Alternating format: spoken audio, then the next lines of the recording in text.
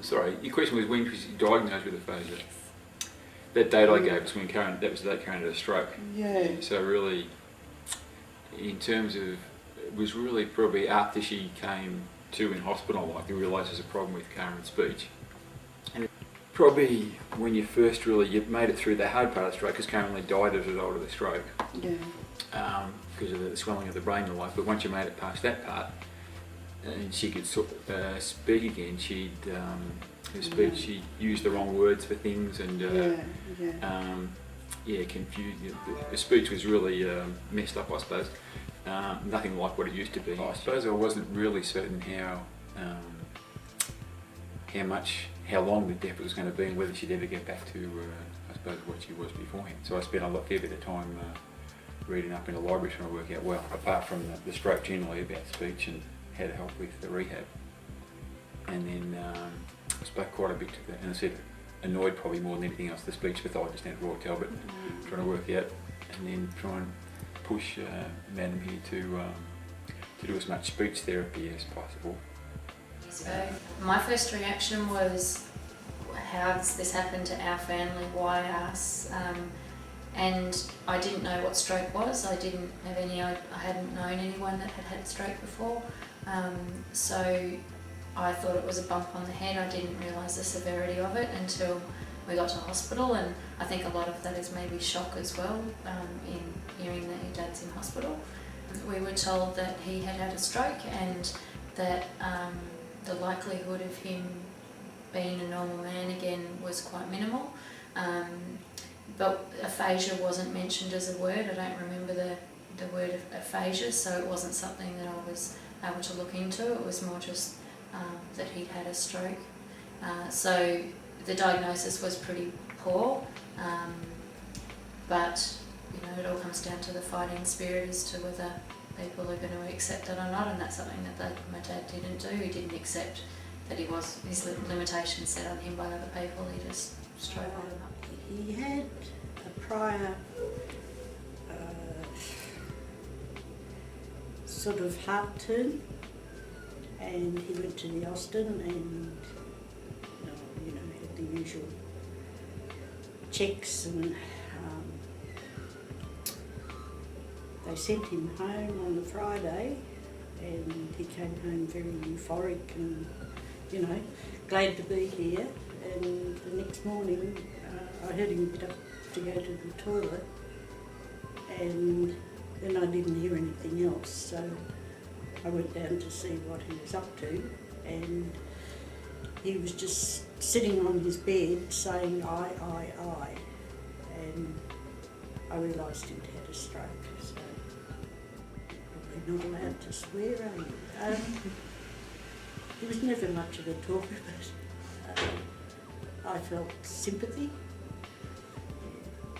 I worked at Royal Talbot for 16 years, so I was pretty familiar with all sorts of neurological conditions. So I knew what it was, and I suppose I might have spoken to the speeches about it. Initially I didn't really know very much at all. The speech therapist tried to explain it. It was fairly overwhelming at the time. I mean, my mum had just had a stroke, and there was all these other medical conditions on top of it. It probably took a good couple of weeks to really understand. I mean, it was obvious right away Mum couldn't communicate the way she normally would, and that's what the problem was. But what aphasia was and what the details were sketchy for a few weeks, I would say. Nick had a stroke in 2000, in September. I was in Perth, and I had a phone call to say didn't know if he'd get through the night. Flew home on the midnight hour, so a long time ago. I didn't know what aphasia was. It was really just for him to survive was the first step. I guess just being at the hospital every day. I remember Jen Bennett, the speech therapist over at Hampton, when it was there. Nick was having a bad day. I was probably weeping. And we were in a speech session, and he really snapped at me angrily, and I was in tears. And I said to Jen later, I don't want to take him home from hospital until he's talking. She probably thought you mightn't have much choice. So that realisation came slowly.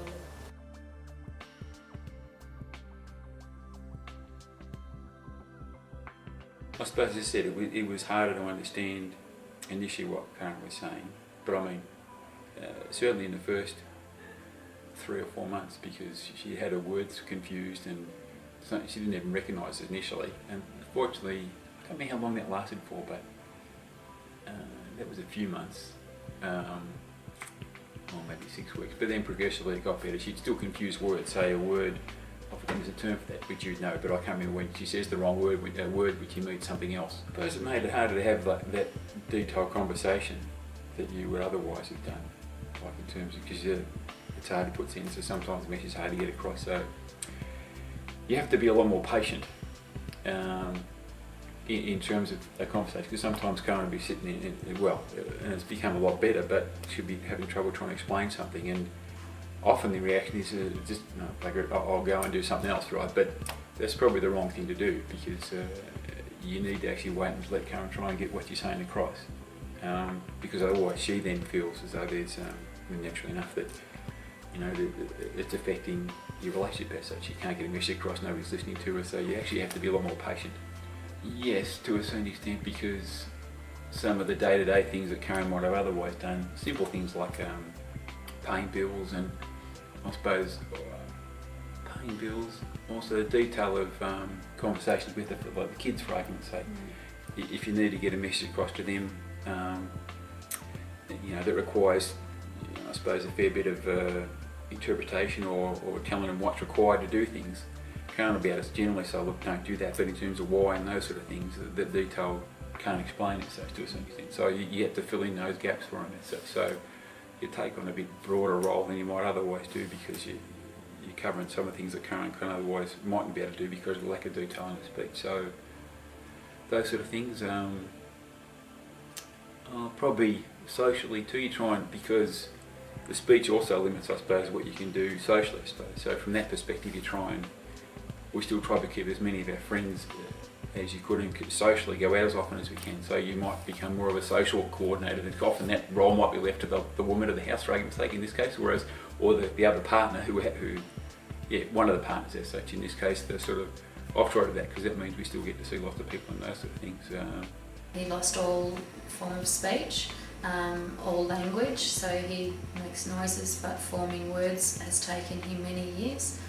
So communication was really hard initially, but within, I think it was probably the first 6 months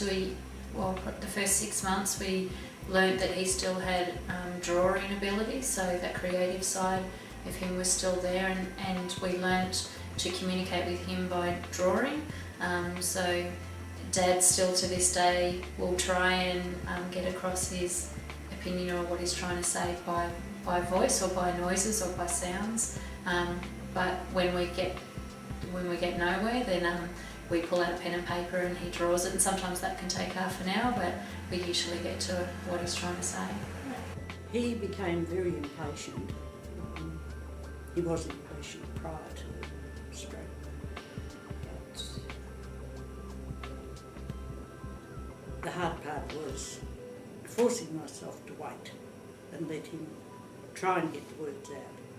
As time went by, it became more of a support. She would try and then I would sort of offer suggestions, but it had to help a lot, particularly at the beginning. There are still times now, but it's obviously a lot better than it was. And I had to push her a lot. Things like we'd go to pick up a paper or something and I'd say, okay, you go in and do it. And she'd say, no, I couldn't. Well, go and try. If you can't do it, then I'll do it. Which I guess I felt it was very much a parental type thing, which is what I was watching on some levels my dad and stepmother do with my brothers, so I sort of used some of that. I know she found it very frustrating at times, but I think it helped. I really do. Because it forced her to learn that she could still do things, however scary it was. Years ago, you just out somewhere and she'd just yell out. Now it's get one of the kids, oh, Mum wants you, or something like that. But I suppose you deal with it now. Just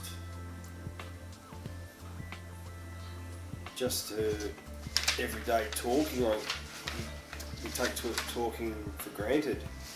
Now for Cass, she can understand 9 times out of 10 she can understand everything, but now she's got to either write it down on a piece of paper to get her message across. So Yeah. Yes. yeah, everything's in there. Just Yeah. Can't get it out. Yep. Yes. Yes. Okay. Because I was working afternoon shift, and it was Cass taxi service. She'd take Zach somewhere, she'd take Emily somewhere, she'd take Claire somewhere. And then when Kath had her stroke, she put a spanner in the works. So then it was up to family to ferry kids around and stuff like that. So I think you just got to, you do have to put your hand up to ask for help, but not to give up. So how has our communication changed? It's been huge. We were both very busy professionals when this happened. I remember that I worked from home, worked very long hours, and about 10:30 at night we'd walk the dog, and that's when we talked. And we'd walk around the block and we'd catch up on the day, and that was our communication. And then when there was no communication, apart from seeing that cheekiness of you with those friends that visited, and then this was the kind of communication we had. So the speech therapist taught us how to do this, you know, who is the family. This is our daughter and a boyfriend that's gone, so he's been crossed off the list. And this is my son, and these are his parents, and my sister and home. And so that was the kind of communication that went on.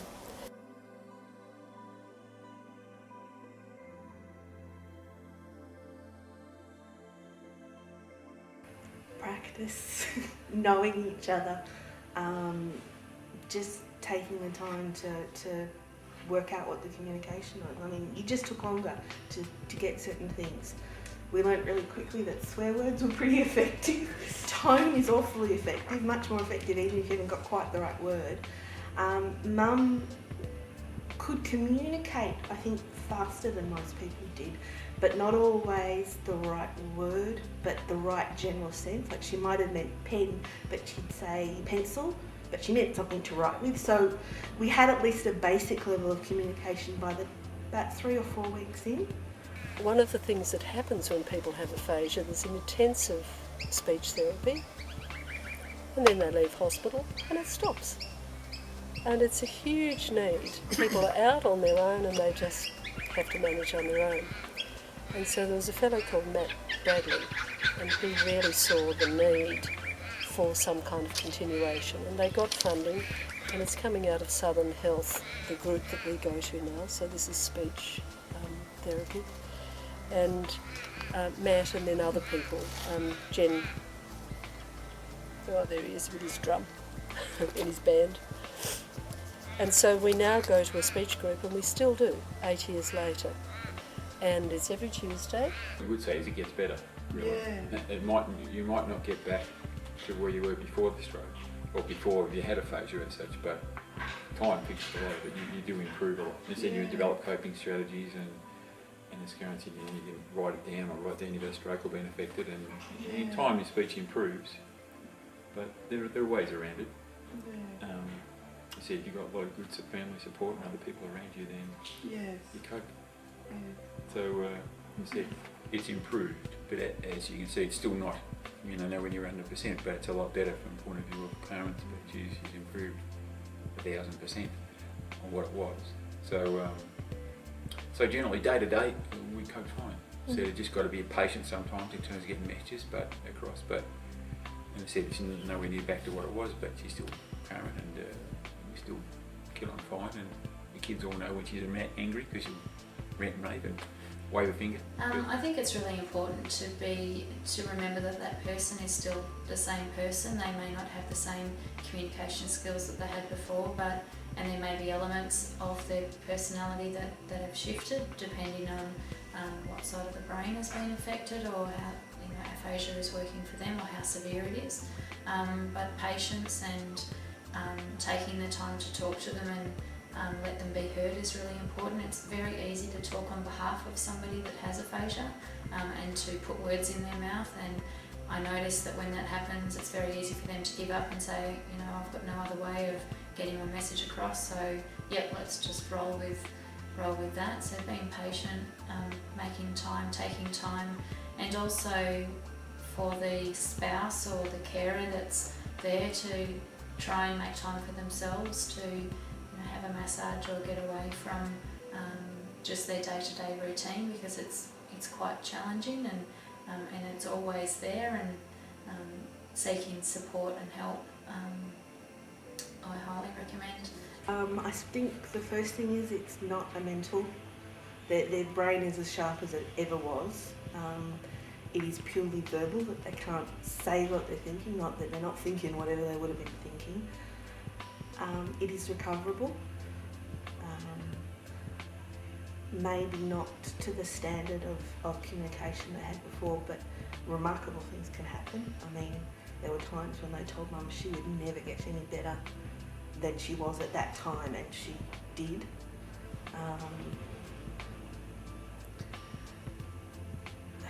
What else? Just try and support the person that's going through it, and don't forget that you have people around you to support you as well. Ask questions. Always ask questions. Never accept. I mean, yes, the medical staff is there to help, but push.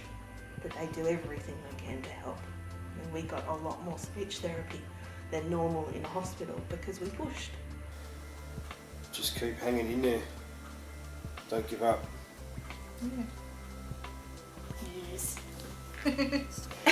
For more information about aphasia and local support groups, contact the Australian Aphasia Association. Their website is www.aphasia.org.au